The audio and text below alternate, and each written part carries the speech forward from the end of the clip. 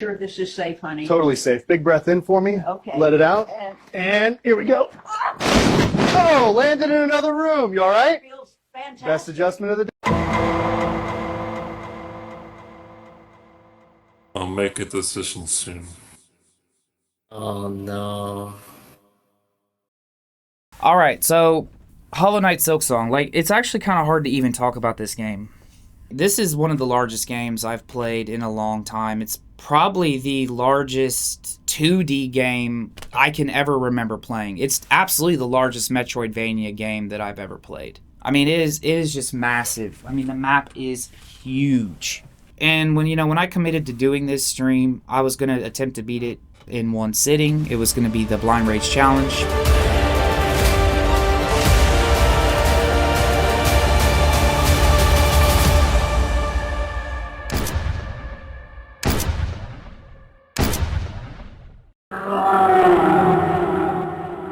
That was the dumbest thing I ever could have committed to, because there was no way in hell we were going to beat this game in one sitting. I mean, there was no way we were going to beat it in 2 sittings. It took me 3 full sittings. It took a 30-hour stream, a 20-hour stream, and an 18-hour stream.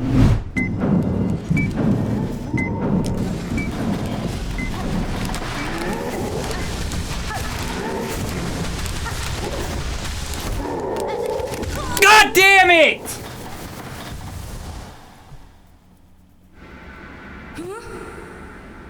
All right, you know what? Go to bed.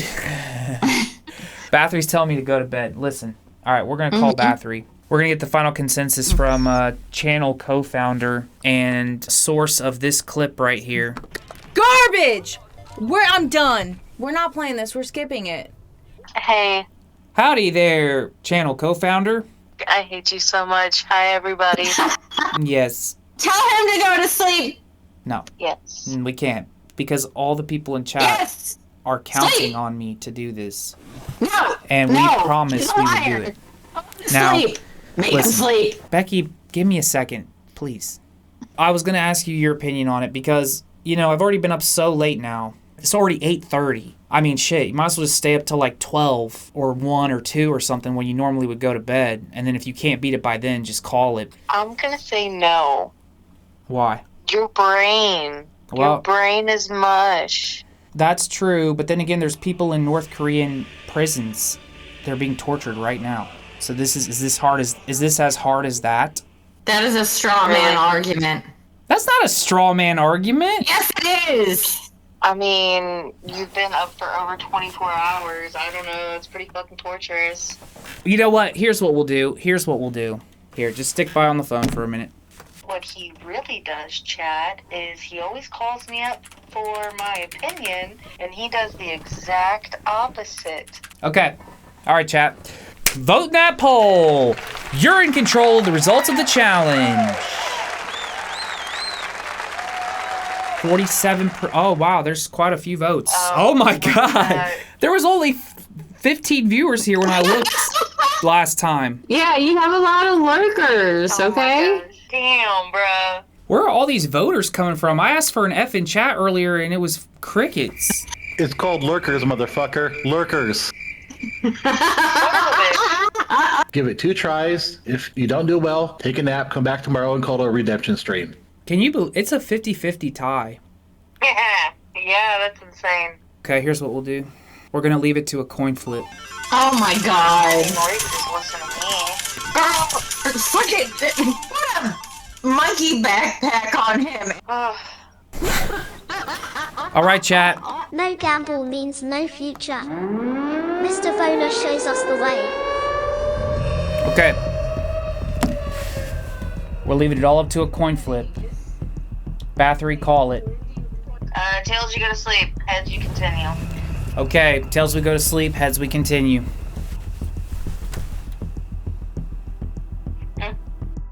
Is he showing you, Beth? He's doing it on stream. I don't see it. He's peeling his hands. Tails! His heads.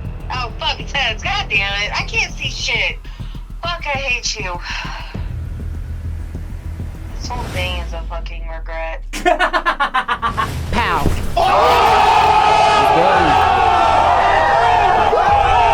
Go get upgrades, Disease. Listen to Beacon. You did this to yourself. Or he just needs to Alright. go and take a cold ass shower for like 5 minutes and come back out.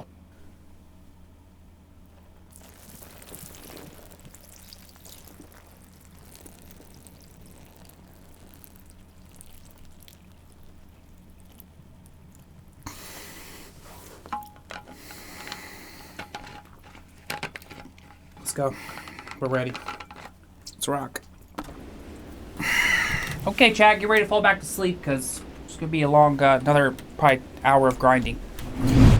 10 hours of which we're stuck on one encounter, which is the High Halls encounter. So basically, the game is massive. Just relax with me, sir. Deep breath in. Okay, and out. Easy, gotcha. And this isn't a game that you just casually beat. This game is constantly pressing the player. Like, you might have a couple areas where you can just kind of walk left to right, but in general, this game is constantly pressing you. It's constantly presenting you with challenges, platforming, spikes, death, enemies. You have very few iframes. You can get bodied by even the weakest enemies if you're not careful, especially if there's 2 of them. I mean, you start the game with 5 ticks of damage that you can take. And this game is pretty stingy about giving you additional masks, is what they're called. We got you a secret gift. Disease does not want to get an extra health. Oh, you talking about I still have 5 8. Bro, dude, it's amazing I've only found 3 heart pieces considering how much of the map I have seen. I mean, seriously, in this entire map, out of all these places I've been, I've only found 3. I'm like actually quite amazed by that. And I've tried to access a lot of places. Legit. Like, I just don't even care anymore. I'm just like, well, I guess we're just not going to find them. You can go really, really far in the game and not even have 1 additional mask. I mean, it takes 4, just like Zelda, it takes 4 heart pieces to get a mask. You know, we were almost at the end of the game. I was in one of the final 3 encounters, which is the High Halls Gauntlet, and we still had our original starting health. When you get really deep, especially into Act 3, you're going to need more than like 5 HP. I mean, if you really want to be like a master of the game, it is beatable, but you're going to be having a really hard time. And that's really the nice thing about this game. They give the player all kinds of options. All kinds of options. You have insane movement techniques. You have a bunch of different tools that you can equip, like sub-weapons, essentially. This game has 2 sub-weapons. You can equip 2 different sub-weapons on top of having, like, medallions or whatever they're called that you can equip that give your character, like, passive buffs. And even with all these things that the game gives you, you still, even with all of that, are gonna face a challenge in this game. And that's what you call giving the player options done right. $20 is such a good price point. Yeah, it is, actually. Yeah, and that's the thing, too. There's so much value in this game for $20. This is way more than $20 worth of game. Like, period, the end. I mean, this is at least a $40 game. If you really look at the value of the game, I mean, it took 70 hours for me to look at everything and do not even everything. And it was 70 hours. Look at that. Oh, it's fucking so embarrassing. Look at the time. Yeah, I know. Ha! You hear that, Kwanger? The time's almost bigger than a percentage. That's hilarious. It's 1 hour per percentage. I mean, you're constantly being introduced to new areas, enemies, bosses, content. It's really a long game, actually, believe it or not. I guess you probably could believe it, but either way. All right, let's just go down the parameter list. So the controls. So this is probably like one of the most responsive 2D platformers I have ever played. It's at the top of the list. It's like right up there with the all-time greats, like Celeste. The amount of movement options that you have, you acquire these as you go, but you have a dash, you have a double jump, you can float as you fall, you've got a run, then you have like a bounding jump that you can do. You'll wall cling, you can wall jump, you can wall cling, you can wall jump, but whenever you make contact with a wall, it resets your double jumps. They set you up for like the most insane parkour in this game. And you would think with that level of parkour and freedom, it almost feels like sometimes like you can fly. Like, as long as you know, like, where to touch what surface and what enemy to touch, you could pretty much just stay airborne for very, very long periods of time in a row. And it's just, it feels so good. Like, fighting the enemies feels good, swinging your weapon feels good.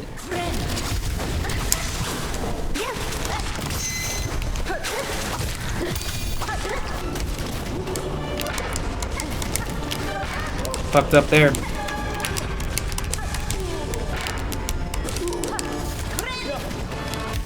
It's one of the best controlling games I've played in recent memory or ever. It's really at the top of the list. You really can't ask for better controls in a game. You do use all the buttons on the controller. There's so many different controls. They use macro buttons, like essentially hold down and press this button to do that. And there's several different macro controls. The controls do get fairly complex as you get deeper in the game, just for the sheer number of mechanics, items, and things you can do with those buttons. It's just like insane overload. Not in a bad way, I suppose. It's actually kind of good. They ease you in. But yeah, the controls in the game are absolutely a 10 out of 10. There's just no question at all. It's an absolute 10. Period. The end. The level design. Jesus. Where do you start with the level design, man? Well, it's a Metroidvania map, for one. It's huge. And when it comes to a Metroidvania game, this specific map is a very challenging map, not just for the platforming challenges and the enemies and the constant pressure on the player, but just the labyrinthian nature of it. I mean, I know I've said that Metroidvanias are labyrinthian before, except the problem with these maps are they're labyrinthian. They're very large, and there's not much going on in them. Okay, where are we? Where are we going? Checkpoint right here. No, that's... Oh, dude. Bro, they looped me to the beginning. Oh my god, bro. Okay, why though?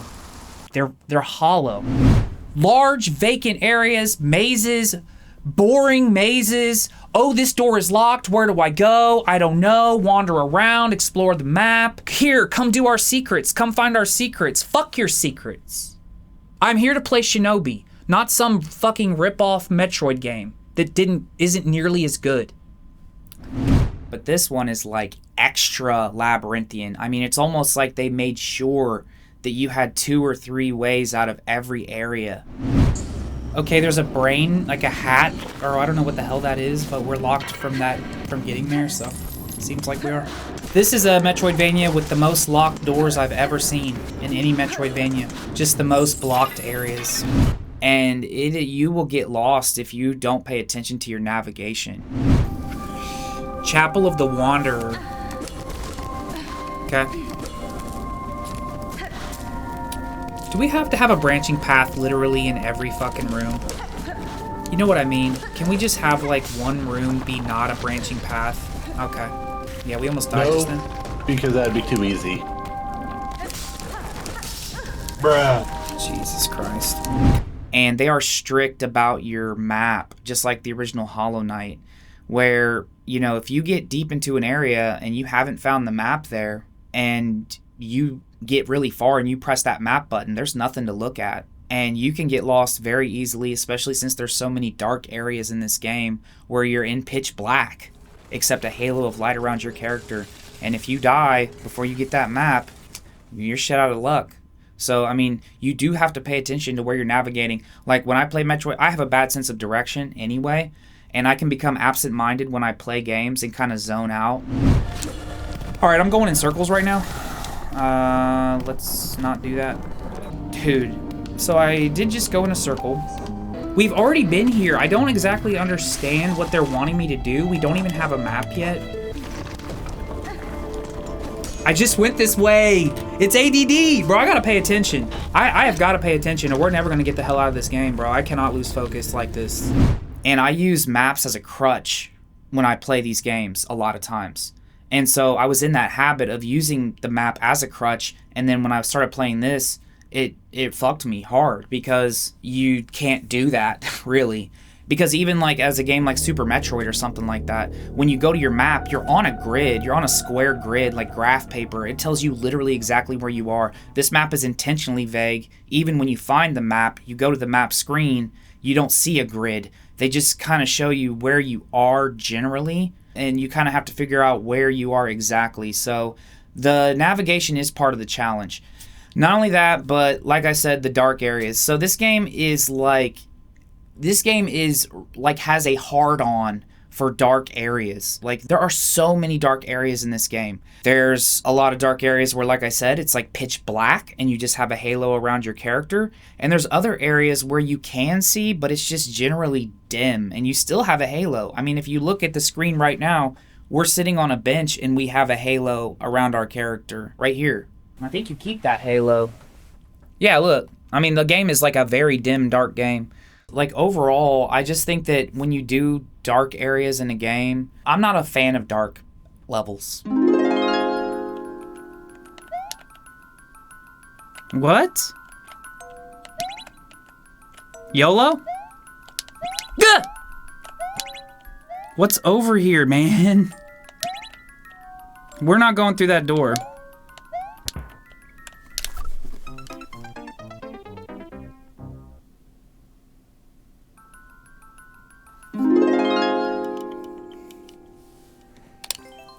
Here, Bathory. I gotta get these glasses straight. What the hell is this? Do you think I look cool, Bathory? Nope. Why not? Those glasses are not for you. They're not for me. Nope. You said I look handsome in anything I wear. I was wrong. Feels like we're playing some... This actually looks like Hollow Knight. If you use them sparingly in your level design, then, you know, if you use them creatively, then yeah, you can get away with it. But this game, I feel, overuses the dark areas. The game's just so dark. Like in the last Hollow Knight, you could buy a lamp. That was pretty sick. You can't buy a lamp here. What kind of controller did you use? Oh, I used this one. I switched some buttons out on it. I love it. It's so good. Nintendo would want $70 and still be charging? Yeah. This is way more content than Mario Kart World. The question is it more content than Donkey Kong Bonanza? But ironically, the parts of this game that feature the most real platforming are often the worst parts of the game. The ostrich and later the snake completely trivialize any challenge that there could have been from platforming. The snake lets you high jump and slow down time, and the ostrich just lets you glide over massive gaps. And this takes no skill at all. The way you fuel the transformations is by collecting gold. You're going to collect enough gold during the transformation to immediately transform again afterward. There's an item in the game that lets you transform without having the gold meter full. There's a balloon mechanic that saves you from dying from falling off cliffs, and you can hold up to 10 of them. This is a true fetus game, trust me. John Connor says, it just seems like a year of sequels. Doom, TDA, Borderlands, Ghost of Yotei, Shinobi 4. Oh, I know. Well, it's just like Hollywood now, man. Sequels and remakes, baby. You know, this game, just like the last Hollow Knight, you have to pay for a lot of your checkpoints. Oh, is this what it is? We couldn't afford it or something? It's a bench. What happens if we do this? I guess we're gonna waste our money. Fuck it.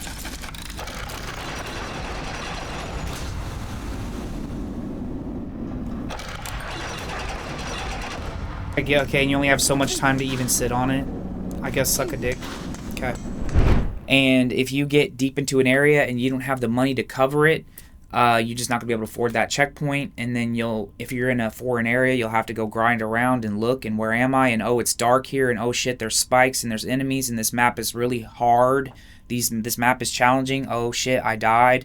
Not only that, but they're kind of strict. Like, there's a lot of areas where enemies do not give you very much money. And just like Dark Souls, when you drop your money and die again, you know, instead of dropping your souls, you drop your money. You know, you can just be out of money. And like me, when I played this game, I was trying to barrel through the entire game, like, fast, and that's just not the way to play the game. It's like, you don't have to play the game the way the developers intended. They do give you the freedom to do whatever the hell you want. But if you don't play the game the way they intended and you just barrel through shit, you don't collect money, and you don't follow a certain play style, you're going to make life really hard on yourself later when you get deep in a section and die. So, the level design. The map feels kind of just oppressive. Like, oppressive. Like in the first Hollow Knight, you know, when I played that game, it was like about, like, a sense of wonder.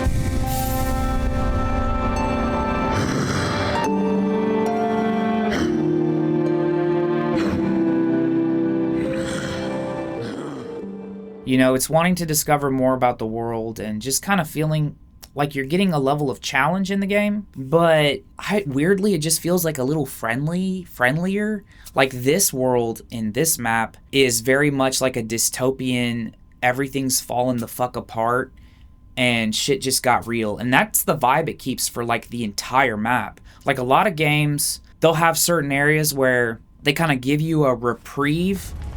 Welcome home, good hunter.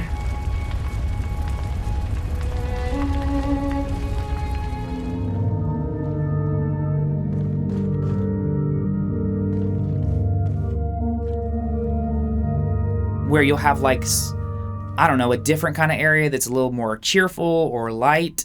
And unless I'm missing something, I don't think this map, it as huge as it is, really kind of breaks away from this like oppressive dystopian tone for like the entire map. Love your reviews? Yeah, I'm trying my best here. It's hard. This game is too much to talk about, and I've been live for 19 hours. I'm probably going to blow the verdict, but, whatever. We'll try our best. Let's rest on this bench. We're going to rest on this bench. Like, I'm going to try to rest my mind, and we're going to try to chill the hell out and get through this. Yeah, I like Castlevania having unique and completely different areas. Yeah, and the thing is, I'm not against... Okay, I guess we would go to graphics. It kind of lies mostly in graphics, but a little bit in the level design is how similar a lot of the areas look. I'm colorblind, so maybe, don't shoot me, but in general, it just seems like most of the areas have somewhat similar color palette. You're either looking at greens or grays. A lot of the different areas, this game doesn't really have biomes, they're just areas in the world. They just kind of blend and blur. So it doesn't really follow the biome formula of like, hey, wildly different areas, snow, lava, space, underwater, desert. Like, it doesn't do that. And I think that's okay. Like, so many games do that, I think it's cool that they didn't follow that trend. But then again, a lot of the areas do just kind of blur together. I mean, like I said, this map is massive, dude. Massive. 2 biscuits on the side. You got it. Would you like a drink? I take the floor. Ma'am, you okay? I fell through the floor. And you can get lost super easy, but maybe that's just me. Overall, getting through the maps, the game is super big about doing parkour and kaizo, which is really fun. I mean, that's really where the game is at its best, is when it's giving you like really fun kaizo sections where you're scaling up, you're scaling down, you're going left, going right, you're doing downward slashes just like Zelda 2, you're popping off of items, you're popping off of enemies, you're dodging spikes with your wall jumps, you're traversing large gaps. The platforming in the game is outstanding. Again, it's like a 10 out of 10 on the platforming, so they nailed that on the level design. And the enemy placements, that's part of level design. So the enemy placements in the game, they intentionally, like I said, this game is challenging. You could tell they intentionally put enemies in places, not always, but in a lot of situations, they will put enemies in inconvenient places where it's hard to like deal with them easily. And I'm okay with that. I mean, they're going for a challenging, almost like Dark Souls style game, and they nailed it. They accomplished their goal. So they did well in that sense. I mean, I guess I'll probably miss some shit on the level design. Oh, the level design. The runbacks. So this game's not as bad as some of the more severe From Software game runbacks, but they do have like some truly bullshit runbacks for really seemingly no reason. Because in a lot of the runbacks, you're not being challenged by going back through it. It should be some brain dead thing where, like as an example, Coral Tower, it's one of the final sections of Act 3. So when you die, Coral Tower is brutal. It's long. It's like 4 or 5 rooms of waves of enemies followed by a boss fight. And right before that boss fight, they'll give you a checkpoint, essentially. If you die in that Coral Tower, they teleport you outside of the dream sequence. You must do this long animation to wake up. Then you must play your instrument. You must go back into the dream world. It's really long. It takes a while. Then when you teleport there, then you have to walk your way all the way up back to the next room. And it's like a 40 to 50 second run back every time you want to attempt that for really no reason. And it does have several of those kind of run backs, ranging anywhere from like 20 seconds to almost a minute.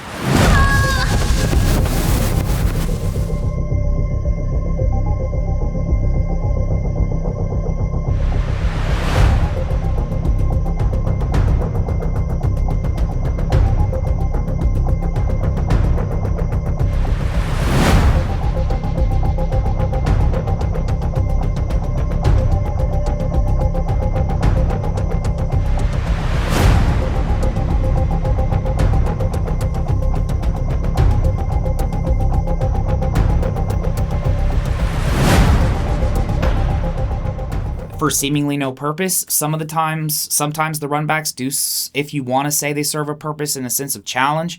Like right before the end of Act 1 is the last judge. You must do a parkour section every time you want to go attempt the judge. There's wind elements. There's shit you got to pop off of with your downward slash, enemies to avoid.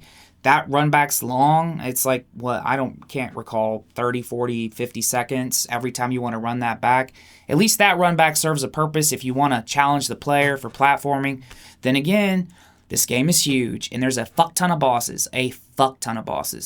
And there's also a lot of sections where they give you fair checkpoints.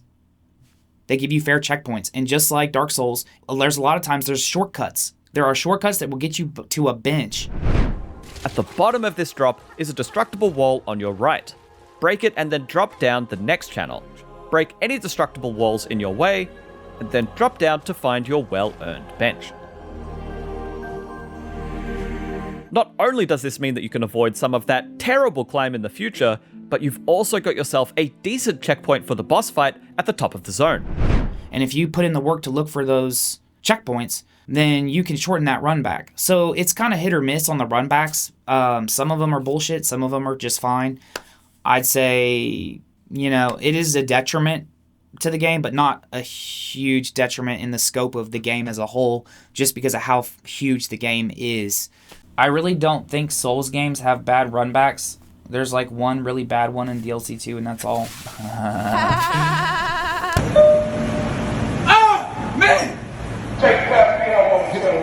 Yeah, but that's the thing. It's still a run back, though. When I say run back, it's the amount of time from the time you take that death, from the second your character dies, to the second you re-enter that boss room. All that required time is what I call a run back. So even if you can easily run through enemies to get back in Dark Souls, which you can, it's still the time investment of just that pointless running that I'm talking about with a run back. They do it on purpose? Yeah. And that's the running theory. They do it on purpose to punish you, and I mean, who knows? We don't know what's going on inside the developer's head, but I can just tell you that to punish the player with their time is the most unacceptable thing you can do in a game. It has no place in gaming whatsoever. No place in gaming. And not only that, but like I was saying earlier, in a retro game, you could make the argument that in a retro game, oh, well, you got to go back to the beginning every single time. Doesn't that count? Bro, please tell me I haven't continued. Do not send me back. Don't send me back. Don't send me back. Come on.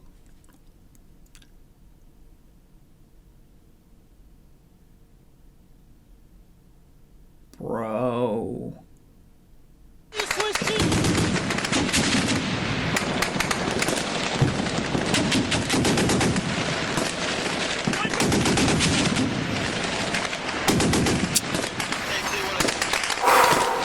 But the difference between like this and a retro game is every time you go back to the beginning and have to run through a retro game, that's the process of mastering the game. It's a shorter game, and every time you run back to the beginning, you are slowly mastering and gaining skill as you go forward.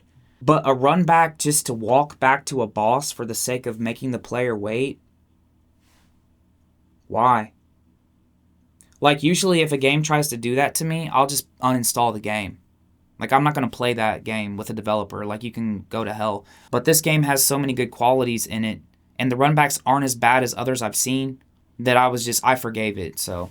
Oh yeah, the last thing about the level design. So this game actually does have some trolls in it. It has a fair amount of trolls. It's not troll heavy by any means, but there are trolls spread throughout the game. They're sprinkled, we'll say. Hey... Oh, man! You know what? Come on, just moving on. Give me the help.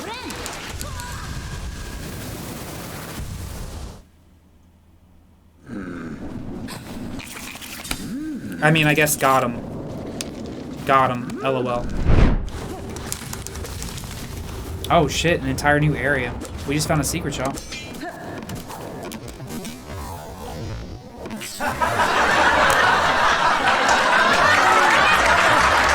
That was so fucking trolly. And some of them are quite creative and clever.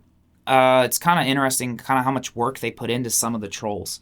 Like, as an example, there's this one troll, and I can't even remember where it is located at this time. I think it's But there's a troll there where they actually, when you get to a bench, they will have like, you know, the bench sign outside the room.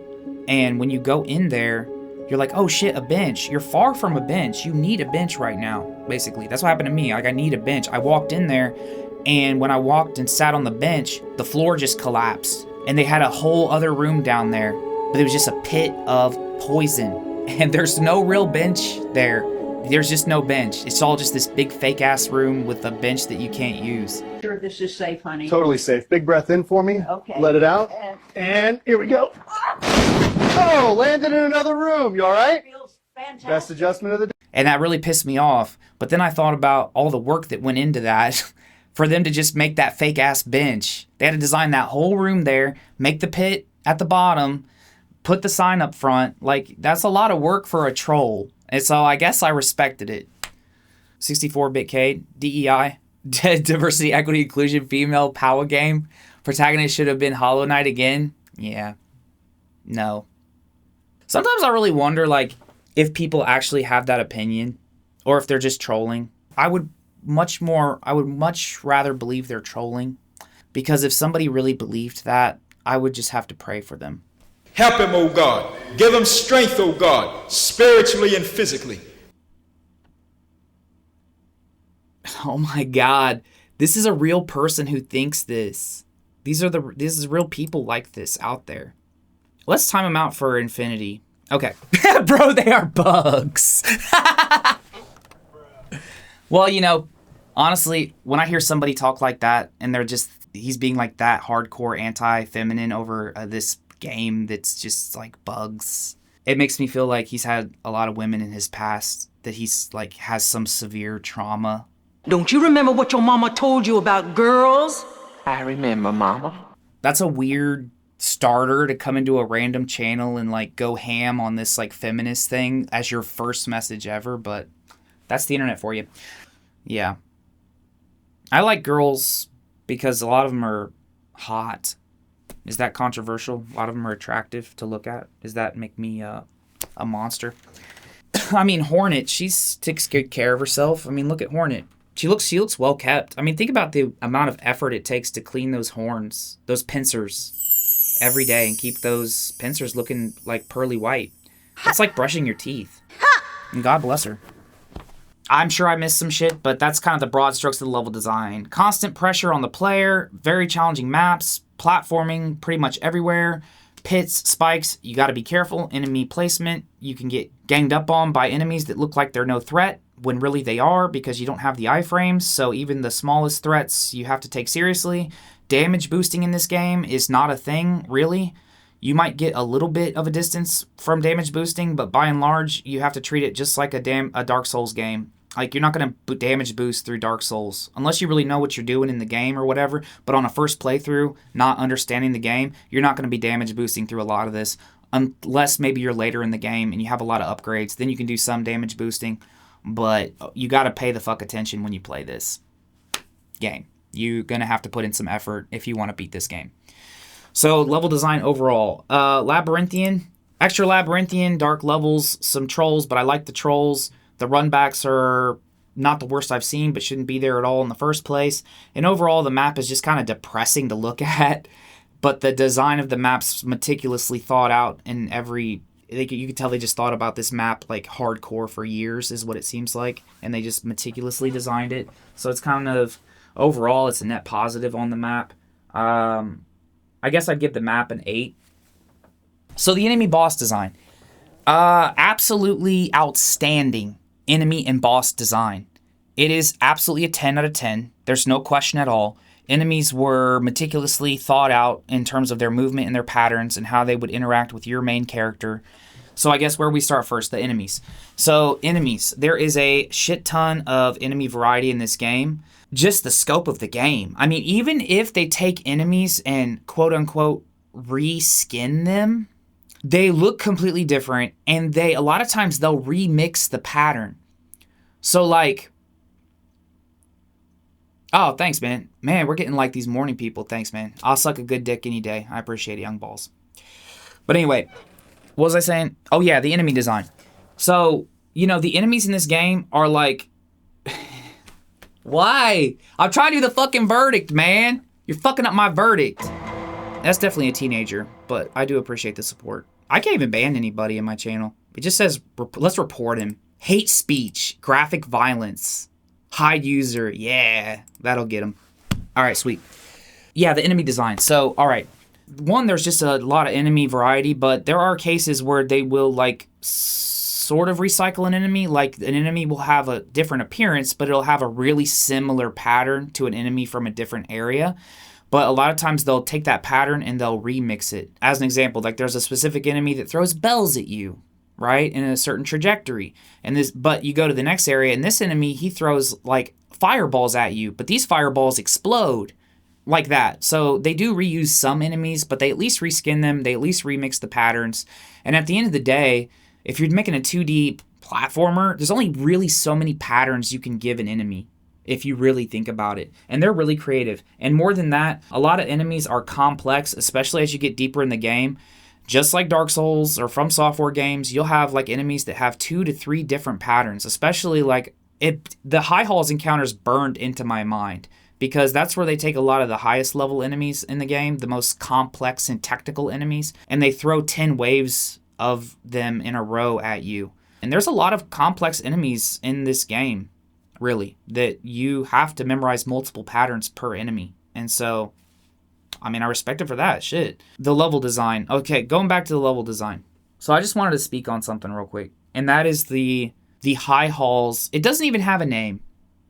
The hardest part, like for me, in this entire playthrough, the hardest part of this entire game, bar none, no question, was this encounter. It's a required encounter to beat the game. It's in the area known as High Halls. And you don't even know what you're getting into. You just walk into a room, and it's waves of enemies. Just like a lot of other games we've seen where they'll lock you in and make you fight waves of enemies. They do that in this game. They do it sparingly. They do it here and there. It's a good amount. It's a good ratio. It's not overdone. And the encounters are engaging, so it's fun. Thumbs up. But this specific encounter, I'm not kidding. This is probably one of the hardest things I've had to do in gaming in a very long time, for me personally. So when we got to the High Halls encounter, I was woefully underleveled. I still had this was a late game encounter. It's like I said, I think it's one of the final 3 encounters that you have to do to beat the game. I was at my starting HP.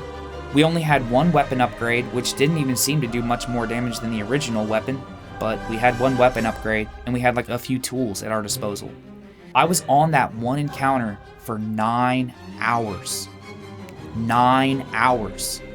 Just to beat that 1 encounter. It is 10 waves of enemies. 10 waves of enemies. That doesn't seem very hard. Just survive. They're just like regular enemies. They give you 4 waves of really like complex enemies with like 3 patterns apiece, and they float and they fly around and they throw shit at you. Then in wave 5, you beat a mini boss. He takes up a huge portion of the screen. You have to be really careful.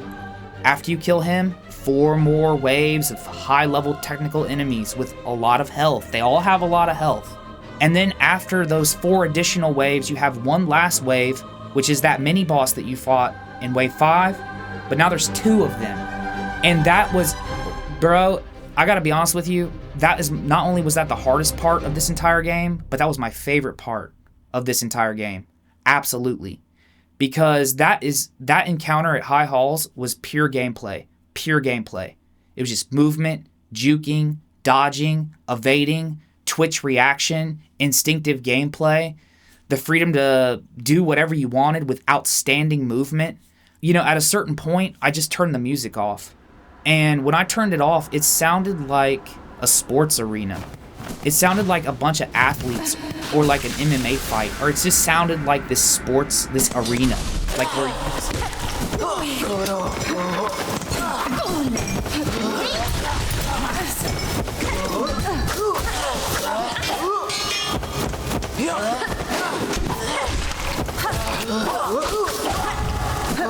it's like swords clinging, which goes into the sound design of this game, which is absolutely outstanding. Okay, we're gonna get off topic. So anyway, the High Halls, the level design. So that was outstanding. I just wanted to cover the High Halls encounter, hardest part of the game, and beating it at a low level like that was, I had so much appreciation for that fight. Okay, moving on, back to the enemy design, which does feed into the enemy design. So back to enemy design. like a stroke of genius that they do in this game, as well as I believe they did it in Hollow Knight. It's been a long time, I don't remember. But every enemy has a lot of enemies have a unique voice with a different pitch, almost like a different voice actor. It's like The Sims. They're not really saying anything, but they're just kind of talking gibberish, but it sounds like language.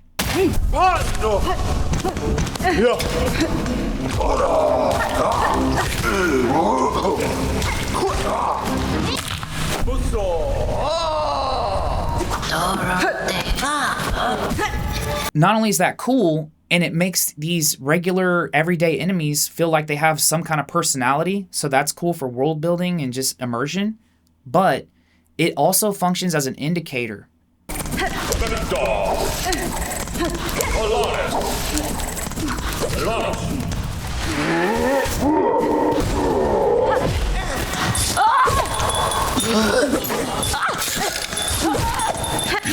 When I was on that High Halls encounter, I didn't have to look when an enemy was about to attack a lot of times, because you got your focus on the enemy you're dealing with, but you got 2 other enemies floating around that are gonna fuck you up. But all you have to do is listen. You listen to their voice, and when you hear their voice, you know they're gonna attack, and you know which voice goes to which enemy. It's like a stroke. It's so good, and I'm not sure that was intentional in their design or what, but that's how it works. And you can literally listen to the enemy's voice to have an indicator during combat without having to move your eyes off of what you're dealing with. It's just so good. So enemies, 10. 10. Bosses, 10. 10. The bosses are an absolute 10. I think you said there was 40 bosses. Oh, thanks, CJ. You already, nobody's even talking in chat. Chat's asleep. That's all right. I'm talking to myself right now. It's cool. I just got to get all this out. Yeah, so this game has a metric shit ton of bosses. The bosses are all unique. They're all challenging in their own way. The game is really, really smart about scaling the difficulty of the bosses up as you go. And boy, those bosses can get really, really hard later on. Especially, like, I'm trying to think of a couple of the standout bosses for me. I mean, they're all good. Like Lace, she's one of the late game bosses. She's extremely good. Okay, this girl's fire, dude. Okay, we got our ass kicked. All right, we got ourselves a fight on our hands. Grandmother Silk is the final boss. She's extremely good.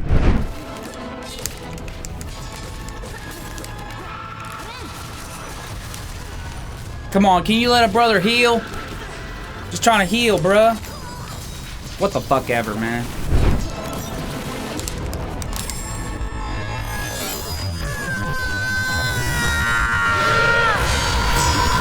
God damn, her hitbox is fucking huge on that. What the fuck ever, dude.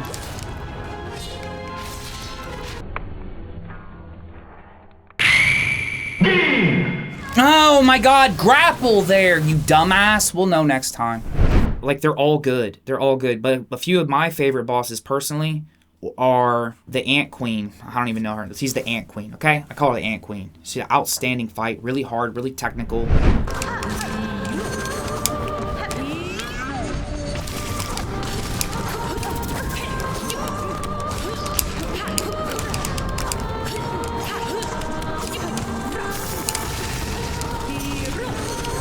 They're just all good. Seth is a good fight. Like, there are a bunch of good-ass fights in this game. They're all thoughtfully designed. They're all challenging. And they all seem to stand out and be unique in their own way.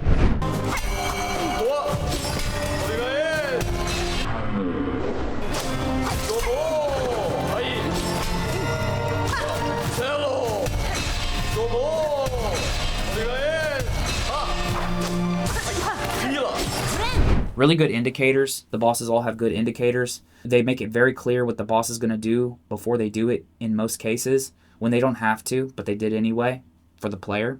I got to give it a 10. Like, it's a straight 10. Enemy boss design is a 10. Graphics.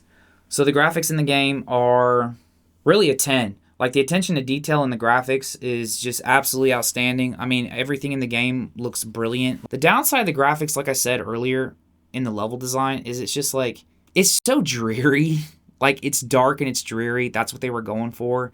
I don't know. A lot of the map seems to almost kind of blur together. I wasn't really a fan of the graphics in that sense, but the overall beauty of the art's outstanding. Like the coral chambers, I believe is what it's called, is really like a highlight area. It's absolutely gorgeous with outstanding music.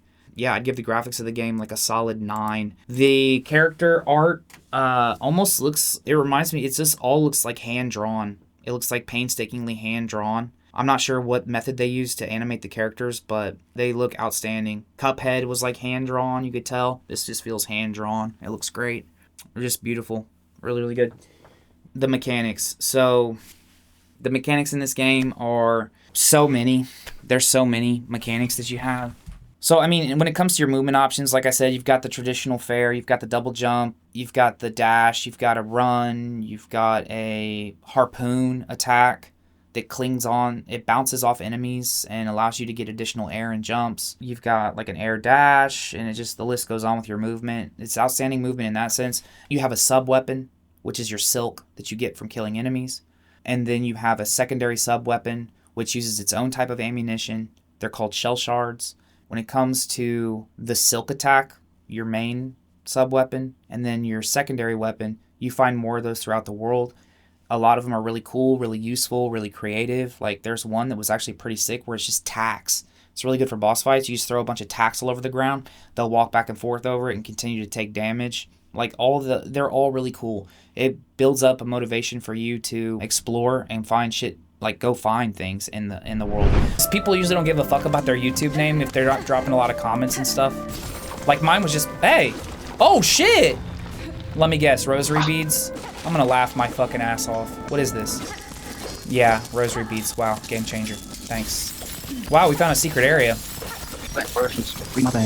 Oh my god, this is quite extensive. Oh my god, what? Is this an enemy? No, what is this? A memory crystal. When taking damage, a memory of the bearer is formed on the crystal. The memory will shatter into sharp spines if an enemy comes into contact. Okay, well that's pretty cool.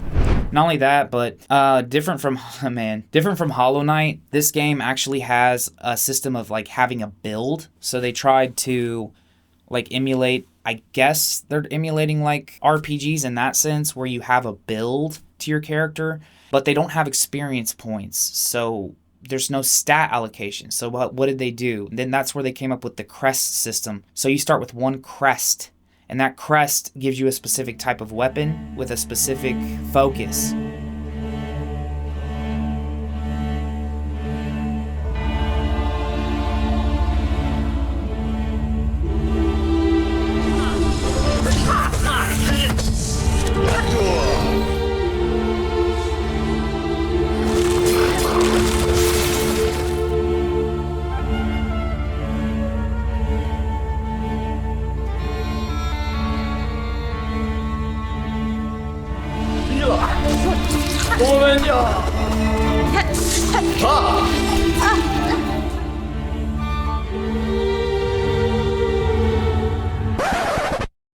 So hey, look, I ran out of footage, actually, because when I played the game, I only used 2 crests the entire game.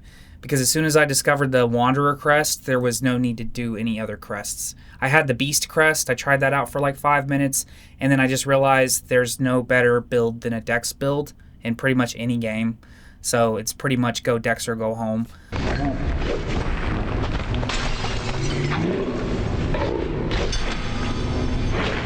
But yeah, there's actually 7 unique crests in this game, which are the Hunter, the Reaper, the Wanderer, the Beast, Witch, Architect, Shaman.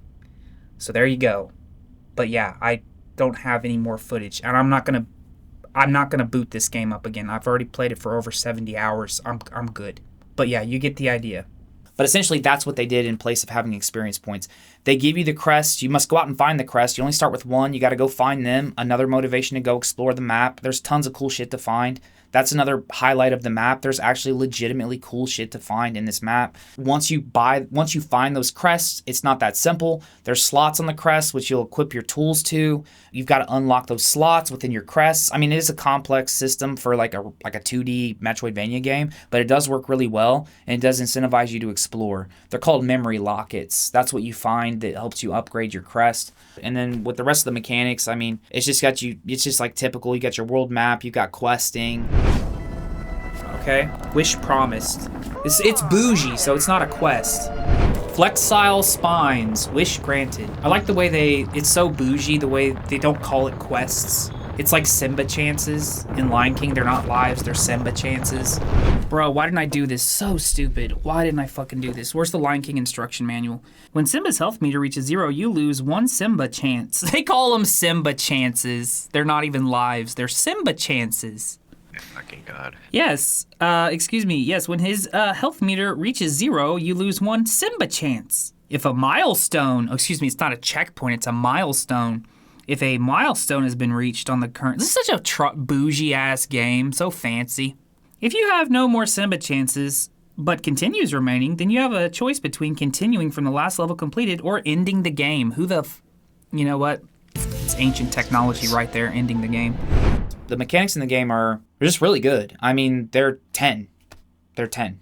There's a lot of them. There's a lot of depth to them. You don't have to engage with all of them, but it would behoove you to do so if you want to have an easier time getting through, and that's the kind of game you want. Lots and lots of options to the player. You're not required to use all of them. You have the freedom, but you're going to want to utilize those and play around with them to figure out what's the best way through. So the mechanics in the game are absolutely a 10. There's no question about that. And the programming. Well, the programming's perfect. I personally didn't have one error. The hitboxes were outstanding, the way they're designed. The platforming is good. You have a ledge grapple, so you don't have to worry about landing on platforms. Like, I can't remember, but in Hollow Knight, I don't think you have a ledge grapple. So essentially, if you just get near a platform's edge, you will auto grapple and grab onto it. No issues getting on platforms in this game with the hitboxes. Yeah, absolutely, it's perfect. There's not one issue with the program. Everything works really well. It's perfect. Perfect programming. The sound design. The music in the game is outstanding. It sets a standard for what music should be in a game. It's a lot of somber, kind of mellow music for a lot of the game, interspersed with some epic, like, I keep referring to Dark Souls, because this is basically a Dark Souls game, really, in a 2D Metroidvania. But, it got some interspersed kind of like Dark Souls music for the boss fights.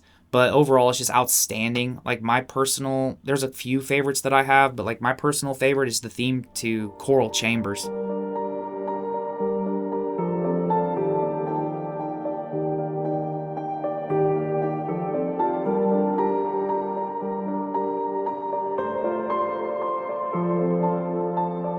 There's a spot in Choral Chambers where you can fast travel there, and there's this little circuit where you can go in circles and just grind enemies over and over and over. And I did that for like an hour or two, just getting money to save up.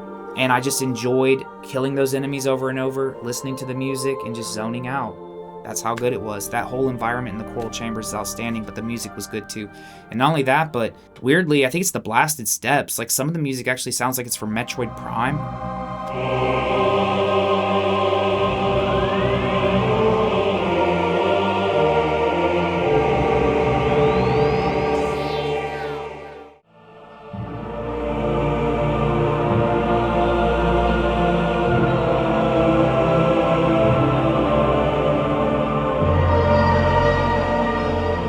Like, that was really, really cool. Like, that was straight up Metroid Prime vibes. Not sure if that was on purpose. In general, the music's really good. The sound design is outstanding. The sound effects, cleaning your sword. Like I said, when the enemies like have a unique sound that gives you an indicator of what they're going to do without having to move your eyes off the screen, that's outstanding. The sound effects are satisfying as hell. You have different tools you can equip, like I said, that give your character passive and active buffs on your crest. And a lot of those tools that you equip make their own sound when they activate. As an example, really late in the game, I bought this pair of dice. And this pair of dice just tells you that you're going to get lucky, or you'll be more lucky. And I didn't realize it, but what it actually does is it gives you this random chance of completely negating damage. But the sound design. So when that happens, it'll play a sound. Like a unique sound to let you know that you got that. You got that lucky draw or whatever.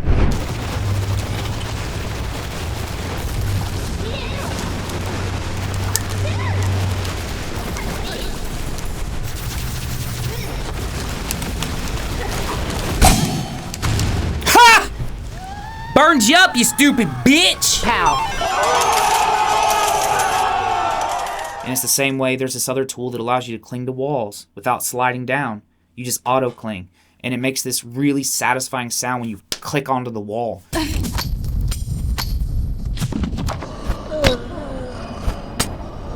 There's just tons of satisfying sounds in the game. There's no question on the sound. It is a standard for what games should sound like, and it's 10. I don't think you ought to be doing this to yourself, Andy. This is just shitty pipe dreams. I mean, Mexico is way the hell down there, and you're in here, and that's the way it is. Yeah, right. That's the way it is. It's down there and I'm in here. I guess it comes down to a simple choice, really. Get busy living, or get busy dying. Andy.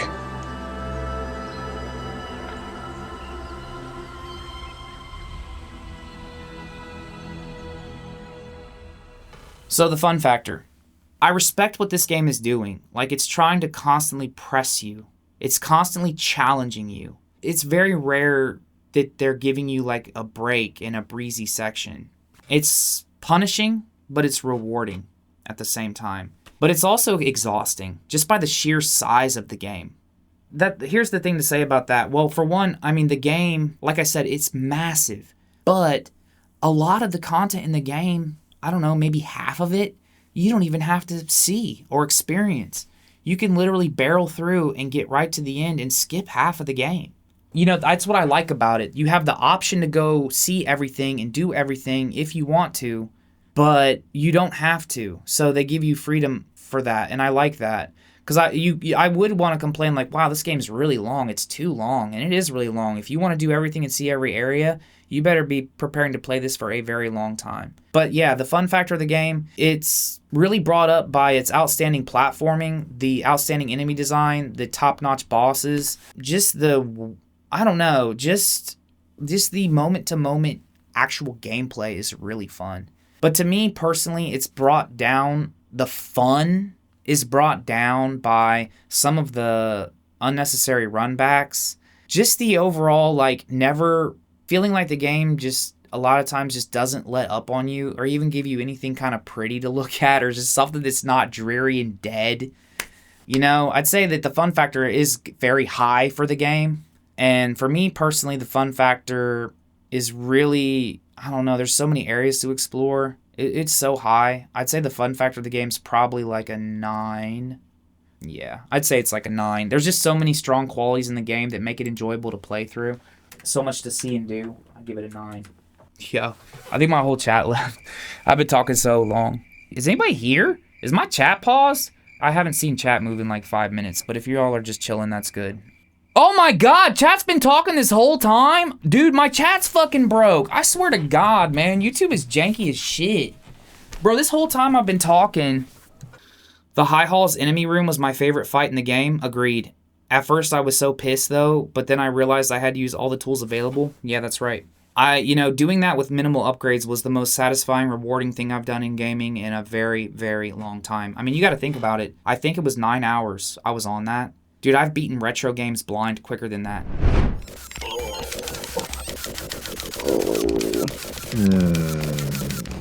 I don't know. No, I think he does. He doesn't get one more time. Ha! Gotcha, bitch! No shit. Suck a dick and burn in hell. Excuse my language, but gotcha, bitch. Pow. I beat Splatterhouse quicker than that. I beat like probably 10, 15 different retro games blind quicker than that one encounter, if that tells you anything. Watching DF is probably the closest I'll ever get to playing this game. That's okay. You know, you can live vicariously through me. Would you ever find yourself coming back to post-game content? No. No, I think I'm good. I think I've seen enough Silksong. It's punishing, that's the thing. Like when I beat a Dark Souls game, this is definitely more friendly to the player than Dark Souls. Let's not get it confused. It does give you more information, and that goes back to the questing. So fuck it. This is going to be out of order, but screw it. The questing. So the game doesn't leave you lost. When the game gives you a quest, it will give you information within that quest on your quest page that will give you a general idea of what you need to do. Travel to Pinterest's home at the far edge of the blasted steppes. Even in the last section of the game where you're on the third act and you got to find the 3 hearts, defeating 3 bosses or whatever the challenge is, they give you almost sort of like, not a riddle, but they'll give you kind of a hint within the quest. They're giving you enough to kind of guess around and piece it together. So they're not directly telling you, they're not pulling an Ubisoft and saying like, go here and giving you a waypoint. One more riddle to solve. These statues are like the ones we've seen before. Pictures carved on them. There's pictures carved on the floor as well. None of the same sort. There's a correspondence there. But what?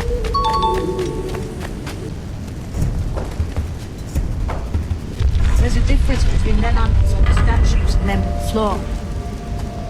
Do you see it? Aye, one who's predators. The other is prey. Which predator goes with which prey? That's the question. I think the thing, okay, so the thing about the questing is, I think that it was important to them that you didn't get stuck or lost on your quests. Through their march at the far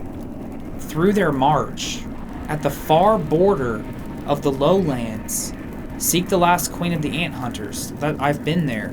The far border of these lowlands. I mean, the far border of the lowlands is like right here. At the far border. Get it? Far fields, far border of these lowlands. Okay. Yes.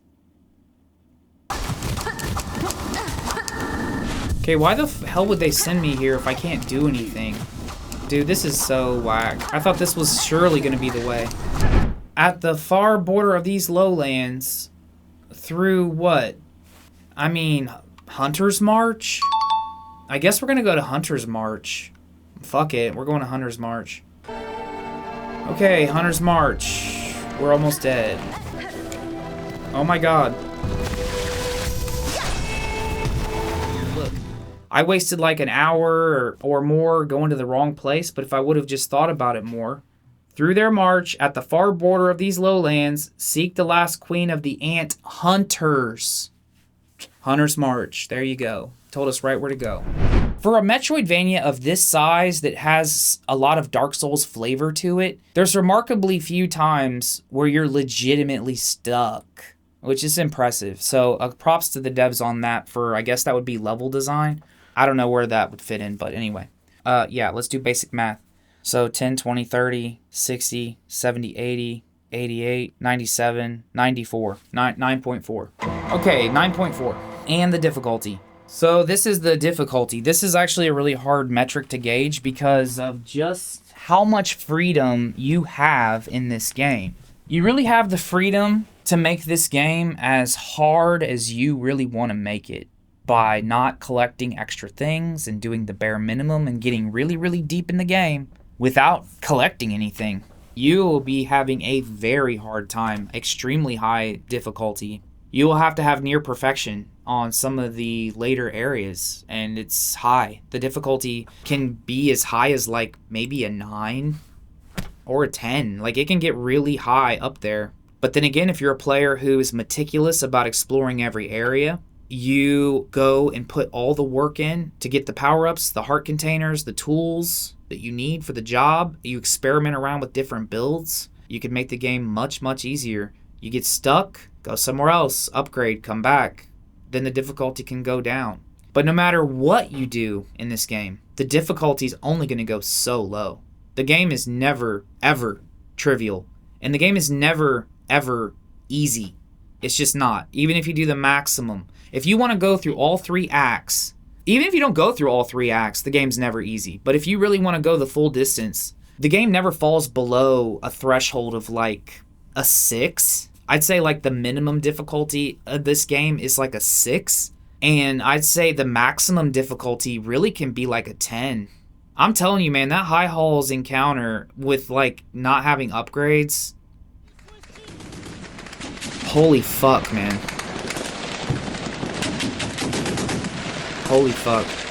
For me personally, I found this game to be... The platforming challenges, the bosses, and the enemies in themselves, I would put it at like a 6 or a 7. But when you add in navigating this massive open world on top of all of those challenges and not getting lost and keeping track of where you are, the length of it is like a gauntlet. Getting through the game is like its own gauntlet. The challenge in the game also, what is the challenge? So when I think of the challenge, I think of to roll credits. To roll credits. How challenging is it to roll credits? And part of that challenge is just the massive scope of the game and all of the hurdles within it. So for me personally, I'd say this game in difficulty is a solid 7. And that's just coming from somebody that's played a metric fuck ton of extremely hard games. And I'm not saying I'm a god gamer, because that's not the case. No. Oh, I'm out of time! Did I spawn in the boss room? Yeah, the boss is right there. What is going on? Kill the boss. I have no idea what's going on. Did the boss not spawn when it was supposed to? Bottom corner. Bro, kill the... No. I'm really at a loss here. I have no fucking idea what's going on. Oh my god, disease. Yeah, go back, Go back, no. Literally throwing. That's definitely a puzzle. No, it's not. He was there. I'm just saying, I've played and beaten a lot of really, really hard games. And so for me, the scale's different. And so I play relative to some of the hardest shit that I've ever played.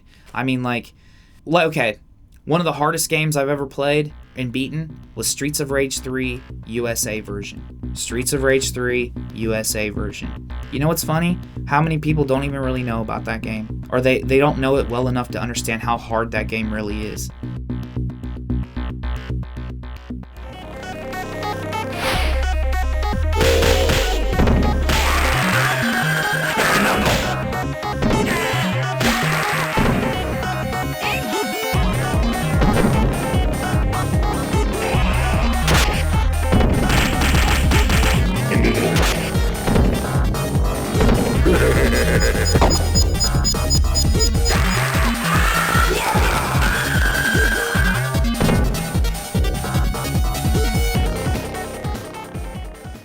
Streets of Rage 3 USA version is modified from the Japanese version. I think the American version is stepped up 1 or 2 levels in difficulty by default, and they don't tell you that. That's normal mode for America. And you take insane amounts of damage, the enemies are everywhere, and it's got really in-depth combat for a brawler. You use all 6 buttons. If you have a 6-button controller, you use all 6 buttons on the controller. Not only that, you have macros, you have a double tap to roll up and down the plane, you have a double tap to run, and they constantly barrage you with enemies that do high amounts of damage. You have limited continues, limited lives, they're strict with your lives, and you have to make it all the way to the end of like 8 levels or so without getting a permanent game over. That game is fucking ridiculous. That game is a 10. Streets of Rage 3 is a 10. I don't care who says that game is easy. It's only because they grew up with it or some like outstanding factor, you know, beyond a normal person. But any regular person that tries to sit down and beat Streets of Rage 3 USA version legitimately without a save state, good luck. The only way I even beat Streets of Rage 3 USA version, I had to, in the second to last level, this is a tangent, oh well. In the second to last level, there is this building you're in where you gotta like rescue the chief. And you're on a timer even there. So you have to navigate this area with multiple floors, and you have to find these computer terminals, but you have a limited time to destroy these terminals in these different rooms and then make it back to the chief while dealing with enemy threats in close quarters. And the game will let you finish it without saving the chief. But kind of like this game, if you don't save the chief, you don't get to see the whole game, and you didn't really beat it. Did we just fucking beat it? Oh my fucking god, we fucking beat it! Wait, stage 7 clear. Is there another stage? Swear to God, Bathory, if you say that again, you're banned. We definitely know what initials we're putting in. Bruh. Fuck. This was the bad ending. Listen to this sick music. But the only way I was able to even beat Streets of Rage 3 was that in that specific level where you're meant to rescue the chief, there's this room where they will drop you gold bars And I knew you got points from lives. So I sat there for 40 minutes. I mean, it's not like I'm sitting here playing Hollow Knight or something. It's not like a game where it's like, continue? Man, those are the games right there, bro. The games with continues. Man. I wonder if Battletoads has continues. And I just sat there on that level and left that room and walked back in and destroyed the crates and collected the gold for 40 minutes to get up to maximum lives. And even then, I barely beat the fucking game. I had like 1 life left. And we didn't even get the good ending because we didn't rescue the chief in time. That is a 10. I challenge anybody that wants to be brutalized by a game to play Streets of Rage 3 USA version. That I stand by. That was one of the hardest games I've ever had to beat. It's in the top 10. It's fucking hard. But it's extremely good. And I'm spitting when I'm talking, but whatever. Oh yeah, but anyway, to the difficulty. So, yeah, that would be a 10. And, you know, a 1 would probably be Kirby's Epic Yarn. If you have been in some kind of debilitating accident and you're unable to move your arms or legs and you're trying to get your motor skills back and you need something to kind of give you that oomph, play Kirby's Epic Yarn. You'll get right through it. It'll get you back on your feet. You can be half asleep while you're playing it. You can be dosed out on any kind of opiates. You could be not even looking at the screen. You could be looking somewhere else and just tapping buttons and you'll get right through it. So that's probably a 1 out of 10 would be Kirby's Epic Yarn. So this game sits solidly on the scale at a 7. Okay, 7 out of 10. There. Oh, no, we're good. That's the verdict on Hollow Knight Silksong. An extremely epic game. The attention to detail is so meticulous in every regard that for better or worse, whether you like the oppressive, grim nature of the map, its scope, its difficulty in navigating it, and its high level of consistent challenge, even if that's not your thing, you just really have to respect. I respect the game. I respect the game. Am I going to play through it again? No. I'm good. But I respect it. Yeah, never do a long game like this in the format again. Yeah, I learned the lesson on that because that was real dumb what I did. I fucked myself on that. Like, I learned a valuable lesson by doing this, honestly. It's not healthy to stream like that. It's not healthy to stream 30 hours, then 20 hours, then 20 hours. And it's like, why? You know, this is not a good fit for the challenge. I didn't know that. I grossly underestimated the size, scope, and difficulty of this game. This is the hardest Metroidvania game I've ever played. And there's no question. This has to take the cake for one of the hardest Metroidvania games in existence. Challenging, but fair. And outside of the small handful of trolls in this game, when you die in Hollow Knight Silksong, it's your fault. And that's the hallmark of a good game. Just like Streets of Rage 3. Streets of Rage 3 is great except for the soundtrack. Hey, that's fucked up! You know what? I think I got that soundtrack right here on my soundboard. You're lucky. I only have Streets of Rage 2 on my soundboard. Okay, that's it for the verdict. Did we do a good job? That was fucking long. How long was I going on that? That was like 40 minutes or some shit. How long have I been talking, dude? Time. Bullshit. I haven't been talking for an hour and 30 minutes. You full of shit, man. Okay, well, I guess we're done. Did everybody have a good time? Please, I need this. Dude, I look so like shit. This is like after you've been up this long. Alright, we love y'all. If you want to go follow me on Twitch, that's where I'll be streaming in the future. And hopefully we can make a video out of this, though I doubt we will. Alright, we love you. We'll see you in the next one. And thanks for sticking by. Hollow Knight Silksong. A modern classic. Sweepy baby, go to sleep, sweepy baby, sweepy baby, go to sleep, sweepy baby.